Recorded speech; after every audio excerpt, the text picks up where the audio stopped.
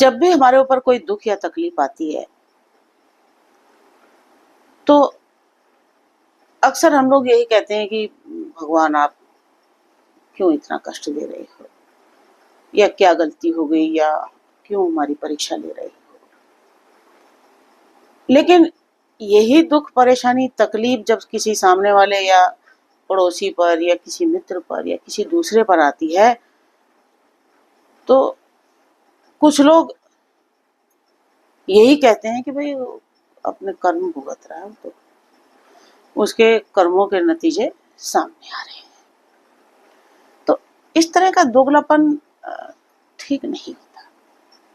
जहां तक कर्मों की बात है तो भाई कर्म तो चाहे आपके हों चाहे सामने वाले के हों, आपके मित्र पड़ोसी के हों, वो तो सभी को भुगतने हैं। आपने जैसे कर्म किए हैं, जो भी आपके अच्छे बुरे जो भी संचित कर्म हैं, वो आपको यही भुगत के जाने हैं, इसी मृत्यु लोक में भुगत के जाने हैं। उसके लिए कोई किसी ग्रह में नहीं जाना पड़ेगा या किसी और जगह नहीं जाना पड़ेगा। आपको सब वो यही भुगत के जाना है। एक सच्ची घटना आपको बताती हूँ। 2021 की घटना है। कोरोना का काल चल रहा था। कोरोना की बहुत दहशत हो रखी थी। तो मैं सेक्टर 15 की तरफ से आ रही थी गाड़ी से। अचानक मैंने देखा कि वीरेंद्र के घर के आगे काफी लोग मतलब खड़े थे। तो मुझे थोड़ा सा, कि मैं उनको जानती हूँ, 20-25 साल से जानती हूँ, तो मैंने गाड़ी साइड लगाई और मैं उतर के उनके घर के नजदीक चली गई। मैंने मास्क वगैरह लगा रखा था और एकदम से कोई पहचाने नहीं। वहाँ बड़ा मातम सा हो रखा था। बहुत उनके रिश्तेदार आए हुए थे और बहुत रोना धोना कर रहे थे। तो वहां पर कुछ बुजुर्ग थे। मैं पीछे से खड़ी हो गई, मैं सुन रही थी। बट दरअसल मुझे यही पता नहीं लग रहा था कि हुआ क्या है, पर हुआ वो वीरेंद्र के घर में ही था।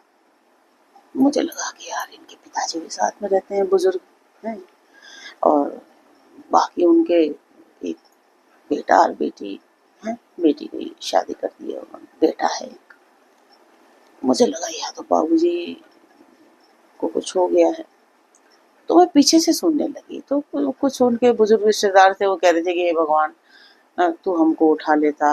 उसने तो अभी कुछ भी दुनिया में नहीं देखा था, उसकी तो शादी करनी थी। तो मेरा दिमाग दौड़ा। मैंने कहा यार इसका बेटा को तो कुछ नहीं हो गया क्या। तो उसके बाद फिर वीरेंद्र की जो वाइफ है वो बड़ी जोर जोर से रो रही थी। वो बीच बीच में थोड़ा सा बेहोश सी हो जाती थी, फिर अपने आप ही, फिर जब जरा सा होश में आती थी चिल्लाने लगती थी। तो तब वो अचानक उसके चिल्लाने की आवाज आई कि हे भगवान, मैंने तेरा क्या बिगाड़ा। तेरी सुबह शाम तेरी जोत जलाती हूँ। मैंने ये किया, मैंने ये उपवास किया, ये व्रत किया, और तूने मेरे को जिंदगी भर का दुख दे दिया। और अब मतलब मैं भगवान से मेरा विश्वास उठ गया है। तो मुझे लग गया यार इनका तो लड़का अब इस टाइम पे पता नहीं, या मेरी हिम्मत नहीं होती, मैं कंडोलेंसेस एक्सप्रेस नहीं कर पाती। दुख होता है लेकिन अफसोस जाहिर करना में बड़ी दिक्कत होती है मुझे। मैंने चुपचाप वहां से अपना भीड़ से बाहर निकल के, उनको पता भी नहीं लगा, और मैं वापस अपने घर आ गई। इतना मुझे कंफर्म हो गया था कि इसका लड़का गुजर गया है। घर आते आते उसका बेटा मेरी आंखों में घूमने लगा, क्योंकि अभी उसके मेरे ख्याल में 1-2 महीने पहले ही मेरी उनसे मुलाकात हुई थी। तो मुझसे कह रहे थे कि मैडम मेरे लड़के के लिए कोई लड़की देखिएगा। तो अब बेटी का तो विवाह हो चुका है, मैं सोच रहा हूँ इसकी जिम्मेदारी से भी मुक्त हो जाऊं, ये भी अपना घर बसा ले। तो मुझे बड़ा घर आके बहुत अफसोस हुआ। तो वहां भी मैंने यही बात सुनी कि वहां भी भगवान पे ही दोषारोपण किया जा रहा था कि तूने क्या कर दिया है, क्यों हमको दुख दे दिया, जीवन भर के हमने क्या गलती की थी, फलाने की थी। और भाई साहब मैं सच बताऊं तो मैं 25 साल से वीरेंद्र को जानती हूँ। 2010 में इसकी माँ का इंतकाल हो गया था और इनके साथ ही रहते थे माँ बाप। इनके पिताजी की दुकान थी और ऐसा पता नहीं क्या हुआ कि उसके बाद उन्होंने कहा कि भाई मैं अब मतलब मैं सत्संग करना चाहता हूँ, मैं अब थोड़ा सा अपने दोस्तों के साथ मैं अब दुकान नहीं चलाऊंगा। तो पिछले मतलब 2017-18 से मतलब पत्नी के जाने के बाद वो कुछ हो ही गए थे निराश। तो पत्नी उनकी 2010 में गुजर गई थी, तो मेरे ख्याल में 16-17 या 17-18 के बीच में, मुझे ढंग से याद नहीं है, कि बाबूजी ने दुकान में बैठना बंद कर दिया था और उन्होंने कहा कि बेटा देखो मैं जितना करना था मैंने कर दिया और अब मैं भगवान का नाम लेना चाहता हूँ, मैं सत्संग करूंगा, मैं अपने दोस्तों से। तो 1-2 साल तो वो बड़े सक्रिय रहे, पार्क में जाते थे, योगा कर रहे थे, कभी कहीं अक्सर मैं उनको सत्संग वगैरह में भी देखती थी, हर एक किसी के दुख सुख में शामिल होते थे। लेकिन फिर 1.5-2 साल से उन्होंने फिर बिस्तर पकड़ लिया। अचानक से उनको कई चीजों से एलर्जी होने लगी, किसी ने कहा डस्ट से हो रही है, किसी ने कहा किसी से हो रही है, किसी से। तो उनके सांस की दिक्कत होने लगी थी, तो उनको दिखाया था हॉस्पिटल वगैरह में, लेकिन वो चीज उनकी दूर नहीं होती। पता नहीं खाने में कुछ दिक्कत थी, कई चीजें उन्होंने छोड़ी भी कि भाई इस चीज से एलर्जी होती है, उस चीज से एलर्जी होती है, लेकिन वो एलर्जी उनकी दूर नहीं हो पाई। तो हालात ये हो गए थे कि 1 साल के करीब तो इन्होंने देखा, वीरेंद्र का बेटा भी ले जाता था सरकारी हॉस्पिटल में उनको, कई बार वो ऐसे ही मतलब उनको स्टीम वगैरह दिलवा के लाते थे, फिर घर में ही उन्होंने एक स्टीम वाला रख दिया था।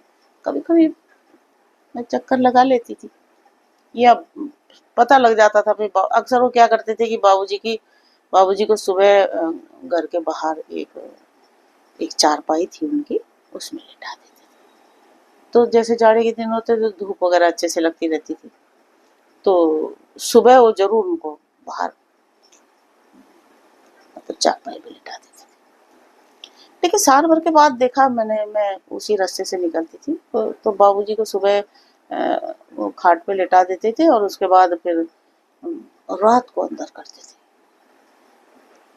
पत्नी भी उनकी काफी सामाजिक मतलब इधर उधर बैठने उठने वाली औरत थी, कभी यहाँ बैठ गई, कभी उनकी बहन रहती थी उनके यहाँ चली गई। तो बाबूजी मतलब बच्चे तो इधर उधर ही रहते थे, वीरेंद्र जी अपना दुकान देखते थे। तो ये वाइफ जो है घर में लॉक लगा के भी कई बार वहाँ पे पानी की बोतल रख के बाबूजी के लिए खाना वाना रख के अपना इधर उधर चली जाती थी। उनको सांस की तकलीफ थी, कई कई बार उन्हें तकलीफ। तो एक बार की मुझे घटना याद है कि देर रात को मैं मतलब उधर से निकल रही थी, तो मैंने देखा उनके घर में घर बंद था और वो बाहर जो खाट में लेटे थे। तो मैंने ऐसे ही मैं चली गई, मैंने कहा बाबूजी क्या, तो मैंने देखा उनको सांस की दिक्कत हो रही थी, वो बड़ी खींच रहे थे सांस में। तो मैंने वहां पर देखा उनका पंप पड़ा हुआ था, वो चीज थोड़ा सांस वगैरह के लिए वहां पर रखा हुआ था। मैंने कहा, मैं वो पंप खोल के दिया, मैंने कहा इसको लीजिए ना, सांस आ जाएगी आपको। तो उन्होंने फिर मैंने वो पंप को हिलाया तो वो पंप खाली था। वहां पर एक विक्स की एक बोतल पड़ी हुई थी, विक्स से क्या होता है सांस उसको नहीं आ रही थी। तो मैंने फिर क्या करा, मैंने कहा अच्छा रुकिए आप, उधर ही जाके मैंने केमिस्ट से एक उनके लिए पंप खरीदा और जाके उनको उससे फिर सांस आई। तो मैं थोड़ी देर बैठ गई, मैंने कहा जरा नॉर्मल हो जाए फिर मैं चली। फिर मैंने देखा उनकी वीरेंद्र जी की वाइफ आ गई, तो उसके बाद फिर आके अपनी सफाई खुद देने लगी। अरे मैडम जी आप कैसे आ गए? मैंने कहा यार मैंने इनको अकेला देखा तो इसलिए आ गई। तो बोले कि बस मैं तो क्या है बहन के यहाँ गई थी और वहीं पे थोड़ा सा समय लग गया, कुछ मेरे ये रिश्तेदार आए थे, वो रिश्तेदार आए थे, तो चलो मुझे उससे क्या इतना लेना था। मैंने कहा इनको अंदर कर दीजिए बहन जी, अच्छा रहेगा। और ये कह के मैं अपने घर आ गई। तो उसी के मेरे ख्याल में 12-15 दिन बाद मुझे पता लगा कि उनके पिताजी का इंतकाल हो गया है। तो फिर मैं वहाँ गई देखने। तो कहा कि भाई सुबह जब इनको देखा तो बाबूजी मरे हुए मिले हमें। तो रात भर तो ठीक थे, पता नहीं सुबह से रात को ही ऐसा क्या हुआ। उसके बाद फिर पड़ोसी थोड़ा उनके तेज तर्रार है, बाहर लोग जो खड़े थे, बाद में उनके पड़ोसी ने मुझे बताया, कहते अरे मैडम रात को उनको इतनी दिक्कत थी, वो 1-1:30 बजे से वो चिल्ला रहे थे कि मेरे को ले जाओ, मेरे को ले जाओ। और ये जो वीरेंद्र है इतनी बुरी तरह से उनको डांट रहा था। तो मैंने कहा यार डांटते थे, बोलो बुरी तरह से कह रहा था कि अब इतनी रात कहाँ ले जाऊँ आपको, सुबह होने दीजिए, सुबह लेके जाऊंगा। अरे जिसकी सांस उखड़ रही है आप उसको कह रहे हो इंतजार करो। तो उसके बाद तब उन्होंने हाँ मुझे सूचना दी कि मैडम जी पीटता भी था उनको। कई बार वो मतलब जब सांस की दिक्कत होती कुछ पोटी वगैरह कर देते थे या पेशाब कर देते थे, तो उससे इनको की वाइफ तो करती नहीं थी, तो वो चीजें तो वीरेंद्र को करनी पड़ती थी, बेटे भी नहीं करते थे। तो उस वक्त इसको ये कहते पीटता भी था। उसके बाद तो मुझे इतनी घृणा हो गई इस आदमी से। बस उनकी डेथ के दूसरे दिन गई थी मैं वहां पर। तो उसके बाद उन्होंने फोन वोन भी किया कि जी चौथे पे आना, ये आना। नहीं गई मैं चौथे।